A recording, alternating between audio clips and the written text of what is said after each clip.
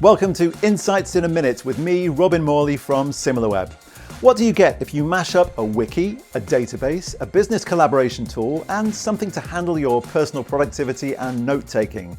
Turns out you get Notion, what the Wall Street Journal called the DIY productivity app Gen Z is going gaga over. Big words, but well, let's look at the numbers.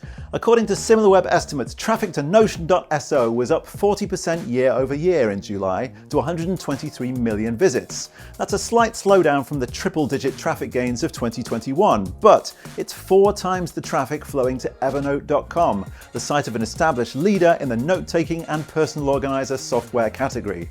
How about new users? Well, traffic to the onboarding segment of Notion.so, a good place to track the numbers of people getting started with Notion, that traffic continues to grow by double digits year over year. And this is no overnight flash in the pan. Notion's already been on the market for 6 whole years. Want to delve deeper? Visit our blog for more on the numbers behind the headlines for Notion. And join me next week for more Insights in a Minute.